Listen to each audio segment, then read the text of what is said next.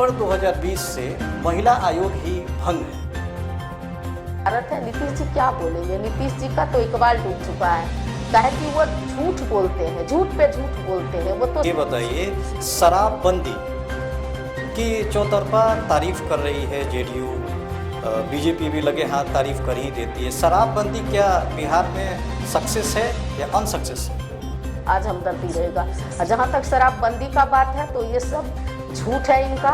शराबबंदी कहीं से नहीं है, बल्कि जो 200 रुपया मिलता था वो 10। हम बात करेंगे एक ऐसी महिला से जो एक प्रोफेसर थी, जो एक वकील थी, एलएलबी पीएचडी कर चुकी हैं। जब ये प्रोफेसर थी तो कर्पूरी ग्राम समस्तीपुर में जीकेबी जो डिग्री कॉलेज है, कर्पूरी ठाकुर जी की याद में जो बनाया गया था, उस कॉलेज में 12 साल ये कार्यरत भी थी। एक प्रोफेसर के रूप में इन्होंने वहाँ सेवाएं भी दी। जी, हम बात कर रहे हैं डॉक्टर उर्मिला ठाकुर से, जो आज के डेट में आरजेडी की महिला प्रकोष्ठ की अध्यक्ष है। उर्मिला जी, आपका बहुत बहुत स्वागत है हमारे चैनल में। आपको भी बहुत बहुत स्वागत है, धन्यवाद है। Thank you. Urmila ji, career की इस तरह की शुरुआत आपने की है। आप वहाँ प्रोफेसर भी रहीं कर्पूरी ठाकुर की जी की जो कॉलेज थी जीकेबी में, तो कैसा सफ़र रहा? आप वहीं से शुरुआत कीजिए। देखिए, जिस समय मेरी शिक्षा मेरे पिताजी ने हमें पढ़ाने का काम किए थे, तो मेरा घर बहुत ही बेगूसराय जिला में है, लेकिन बहुत सुदूर देहात में है, जहां लड़कियों को स्कूल जाना बहुत ही जुर्म की बात समझी जाती थी। और जिस घर में मेरा जन्म हुआ वो तो मतलब समझिए जो उस समाज के सबसे नीचे पायदान पे गांव में घूम करके दाढ़ी बनाने वाले के घर में मेरा जन्म हुआ। तो मेरे पिताजी ने बहुत संघर्ष के साथ, उस गांव की मैं पहली किसी गरीब घर की बेटी थी जिसको स्कूल मैंने भेजने का उसके पिता ने हिम्मत जुटाए। और उन्होंने जब हमको स्कूल भेजे तो बहुत सारा कठिनाइयों का सामना करना पड़ा। जाति बिरादर रिलेटिव सारे लोग कहते थे पढ़ा के क्या होगा, बेटी को पढ़ाते हैं, लड़कों के बीच जाएगी, ये पढ़ लिख करके क्या करेगी, मास्टरनी बनेगी, बेटा है क्या। और ऐसा मेरा दुर्भाग्य रहा कि 5 भाई बहन में सिर्फ और सिर्फ मैं ही अपने पिताजी को बची थी। तो उनको बड़ी ललक था कि जो एक बेटी ही है। इंदिरा गांधी हमेशा उदाहरण देते थे कि इंदिरा गांधी तो बेटी थी नेहरू जी के लिए, तो मेरे लिए भी ये बेटा है। तो इस तरह से उनका जो हौसला हमें दिया गया, उसी के बदौलत मैं इस ऊंचाई तक पहुंची। जी, उर्मिला जी, बात करते हैं अब नीतीश कुमार जी का। कहा जाता है बिहार में कि महिलाओं के रहनुमा हैं, महिलाओं उन्हें काफ़ी वोट करती हैं, बहुत सारे महिलाओं के मुद्दे को लेकर जेडीयू ने काम भी किया है। लेकिन नवंबर 2020 से महिला आयोग ही भंग है। क्या कहेंगे इस पर आप? देखिए, ये तो सरकार जो महिला आयोग है, आप देख रहे हैं आए दिन महिला किस तरह से प्रताड़ित हो रही है, घर से लेके बाहर तक। कभी दहेज के बलि चढ़ती है, तो कभी जो है घर परिवार के लोग जो हैं कम उम्र में, पहले तो और कम उम्र में शादी कर दी जाती थी और माँ बन जाती थी, बहुत सारे कुपोषण का शिकार हो जाती थी। और सास और घर के अन्य सदस्यों के द्वारा भी अपने घर में भी प्रताड़ित होती थी, तो वो बाहर नहीं निकल पाती थी। लेकिन आज के डेट में महिला भी आगे बढ़ी है, हिम्मत जुटाई है। और जब से हमारे आदरणीय नेता राष्ट्रीय अध्यक्ष लालू प्रसाद यादव जी ने जब पंचायती राज में जब महिलाओं को आरक्षण देने का काम किया, जिसमें महिला पंचायत समिति, जिला परिषद वगैरह जब बनने लगी, वार्ड परिषद जब बनने लगी और घर से निकलने लगी, तो उन्हें कुछ हिम्मत हुआ कि हमें 33% आरक्षण मिला है, मेरा भी हक है। और अपने अधिकार को जब समझने लगी, तब महिला जब प्रताड़ित होती है तो थाना जाती है, लेकिन उसके पास उतने पैसे नहीं होते हैं कि वो अपनी लड़ाई को लड़ सके। वहां पर भी सिर्फ खाका पूर्ति किया जाता है।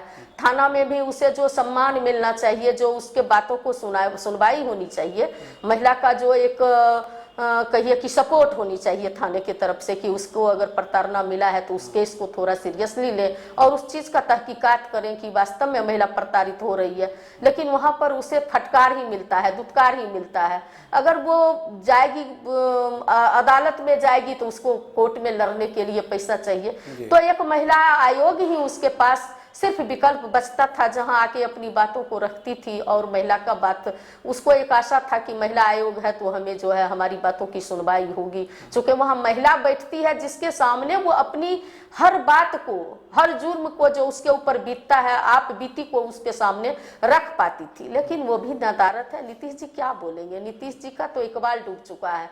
काहे कि वो झूठ बोलते हैं, झूठ पे झूठ बोलते हैं। वो तो सिर्फ कुर्सी के लिए समझौता करते हैं। महिला से उन्हें कोई हमदर्दी नहीं है। अगर महिला से हमदर्दी होती तो 2020 के बाद जो महिला आयोग में कई बार गई, वहाँ एक विनीता नाम की लेडी बैठी हुई थी जिसको हमें करनौती में हुआ था, एक लड़की के साथ रेप करके मार दिया गया था।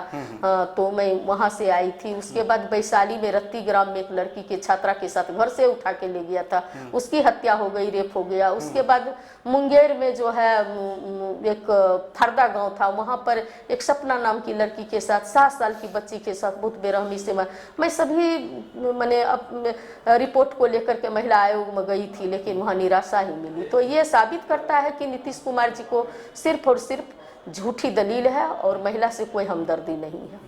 डॉक्टर उर्मिला जी, ये बताइए, शराबबंदी की चौतरफा तारीफ कर रही है जेडीयू, बीजेपी भी लगे हाथ तारीफ कर ही देती है। शराबबंदी क्या बिहार में सक्सेस है या अनसक्सेस है? देखिए, शराबबंदी सक्सेस कैसे कहिएगा?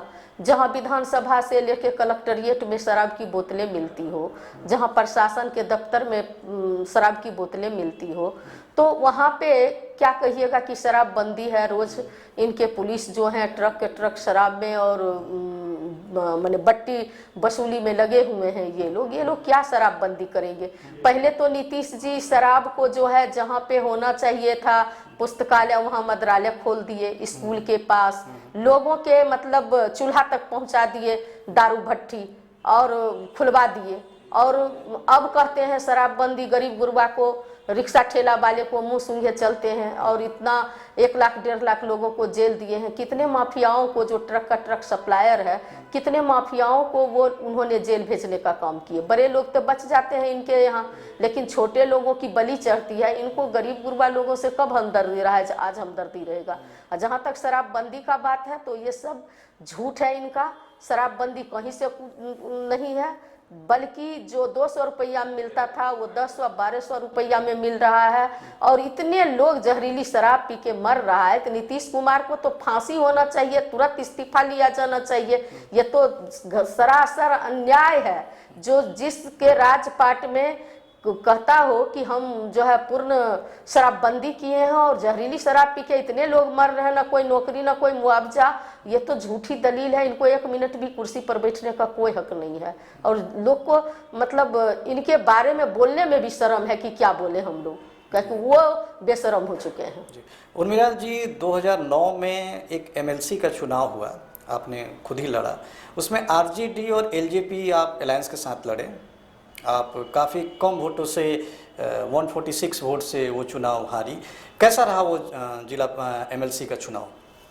देखिए, एमएलसी तो जनप्रतिनिधियों का चुनाव है और जनप्रतिनिधि जो वार्ड सदस्य होते हैं, जो पंचायत समिति होते हैं, जो मुखिया जी लोग होते हैं, जिला परिषद होते हैं या प्रमुख होते हैं, जिला परिषद चेयरमैन, उप चेयरमैन, प्रमुख उप प्रमुख, सारे लोग उसके वोटर होते हैं जी। और उसमें बहुत नज़दीक से पूरे दोनों जिला, बेगूसराय जिला में 7 विधानसभा है और खगड़िया जिला में 4 विधानसभा है। सभी वार्ड सदस्य तक हमें जाने का मौका मिला। मुझे समय बहुत कम मिली थी, फिर भी मेरी पूरी कोशिश रही लोगों तक पहुंचने का।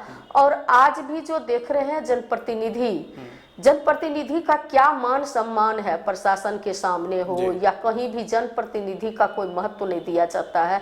जनप्रतिनिधि कहीं भी चल जाइए, किसी ऑफिस में चल जाइए, किसी का कोई माने मान सम्मान नहीं है, खास करके। और न उसकी आए दिन जैसे मुखिया लोग हैं उनकी हत्याएं हो रही है, तो ना तो उसकी कोई सुरक्षा की व्यवस्था है। अब मान लीजिए कि एक विधायक जीतते हैं, एक एमपी जीतते हैं, वो भी वही जनता वोट देती है, लेकिन एक वार्ड पार्षद को भी तो वही जनता वोट देती है, एक जिला परिषद को भी वही जनता वोट देती है, एक समिति को वही जनता वोट देती है। लेकिन इन लोगों के लिए देखिए कितना वेतनमान है, कितने सुरक्षा की व्यवस्था है। लेकिन पंचायत स्तर पर महात्मा गांधी जी का सपना था कि सत्ता का विकेंद्रीकरण होना चाहिए, जो पंचायत निर्णय लेगा वो केंद्र तक लागू होगा। लेकिन सत्ता का उनके सपना को चकनाचूर कर दिया गया। सत्ता का विकेंद्रीकरण के बदले सत्ता का जो है दुरुपयोग हो गया। वहां जो भी जनप्रतिनिधि बनते हैं और जीत करके यहाँ तक आते हैं, उन जनप्रतिनिधियों के लिए हमें नहीं लगता है कि कोई ठोस कदम अभी तक लिया गया है, ये हमने महसूस किया। जी उर्मिला जी, लालू जी की कितनी कमी खलती है? देखिए उनकी कमी तो हमें क्या, पीढ़ियों तक लोगों को खलेगा। बड़ी हजारों साल नरगिस अपनी बेनरी नुरी पे रोती है, तब जाके एक कोई होते हैं दीदा चमन में दीदावर पैदा। तो उनके जैसे व्यक्तित्व का माने पदार्पण लेना माने बार बार नहीं हो सकता है। बार बार कृष्ण पैदा नहीं ले सकते, बार बार राम पैदा नहीं ले सकते हैं, बार बार जो है भीष्म पितामह नहीं पैदा ले सकते हैं। तो लालू प्रसाद यादव कोई व्यक्ति का नाम नहीं है। लालू प्रसाद यादव एक दिग्दर्शन का नाम है। लालू प्रसाद यादव एक विज्ञान का नाम है। लालू प्रसाद यादव जिस तरह से वेद, गीता, रामायण, महाभारत है, उसी तरह से लालू प्रसाद यादव एक सामाजिक न्याय के महाग्रंथ का नाम है। लालू प्रसाद कोई साधारण व्यक्ति का नाम नहीं है। उनका अभाव तो हमेशा खलता ही है कि लालू प्रसाद यादव के देखने के बाद ही लोगों में, मैं तो उस पार्टी की व्यक्ति हूं इसलिए कहते हैं, लालू प्रसाद यादव का नाम सुन के लोग रिचार्ज हो जाता है, जिनके जुबान में ताकत नहीं थी, जो अपने बाप दादा का टाइटल बताने से डरता था, जो कुर्सी पर बैठने का हिम्मत नहीं जुटा पाता था, जो थाना नहीं जा पाता था, एसडीओ बीडीओ के पास नहीं जाता था, जो व्यक्ति कलेक्टर और एसपी के सामने नहीं जाता था, वो लालू प्रसाद यादव जी ने जो उनको जुबान में ताकत दिए, जो मनोबल दिए, वो पढ़ा लिखा समाज का हो सकता था। अभी देखिए मेरा ही उदाहरण लीजिए, मैं एक दाढ़ी बनाने वाला का बेटी हूँ, नाई की बेटी हूँ। अगर लालू प्रसाद यादव का सामाजिक न्याय नहीं होता तो मैं कुर्ता पहन करके और आपके सामने आके बोल नहीं रही होती। ये आदरणीय लालू प्रसाद यादव जी का देन है। तो इसलिए लालू जी की तो कमी हमें खलती है। हमें क्या खलती है, सभी सामाजिक न्याय को मानने वाले लोगों को उनकी कमी आज भी खलती है और भविष्य में भी खलेगी। उर्मिला जी, एक लास्ट क्वेश्चन लेते हैं आपसे। तेजस्वी जी मुख्यमंत्री बनने की संभावना कितनी है? देखिए बिहार में ही नहीं पूरे देश में जो युवाओं का जो आप देखिएगा जो युग है, उस युग में हमारे आदरणीय नेता अव्वल पर है, एक नंबर पर है। उनका जोरा नहीं है अभी युवा में, देश लेवल पे और खास करके बिहार में कहाँ है नेता।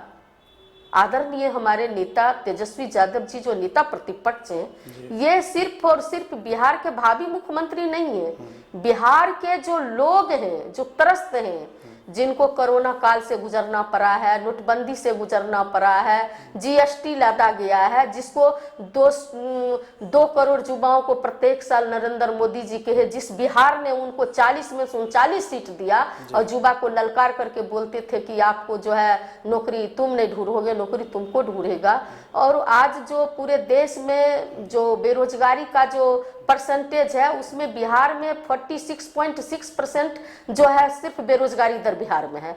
तो उन युवाओं का ही नहीं, महिलाओं का ही नहीं, जो आए दिन महिला प्रताड़ित होते हैं। जब से नीतीश जी की सरकार बनी तो 2 साल की बच्ची से लेके 60 साल की औरत आज कोई सुरक्षित महसूस नहीं। कब किसके साथ क्या हो जाएगा। छोटी छोटी बच्चियों के साथ गैंग रेप होता है। उन बच्चियों को, जिन लोगों को जो आज भी जो संविधान को बदलना चाहते हैं, उन लोगों का ऐसा जो डर बना हुआ है कि मेरा संविधान रहेगा कि जाएगा, मुझे न्याय मिलेगा कि नहीं मिलेगा, उन लोगों को अभी देखिए विद्यार्थी का एग्जाम देने से पहले पर्चा लीक हो जाना, एग्जाम देगा तो उसका जो उसमें भी धांधली हो जाना, मेधा घोटाला हो जाना, टॉपर घोटाला, माने इस तरह का जो धांधली हो रहा है, 70 घोटाला हो गया। बिहार का हर लोग, चाहे वो व्यावसायिक वर्ग हो, किसान वर्ग के लोग हो, सारे लोग, चाहे वो पढ़ा लिखा युवा हो या नौजवान को, ऐसे ही बेरोजगारी का जो आलम है। हमारे आदरणीय नेता जब बोले थे कि मुख्यमंत्री जब हम बनेंगे तो 10 लाख युवाओं को अस्थाई नौकरी देने का काम करेंगे, और खास करके महिला का तो एक बहुत बड़ा ही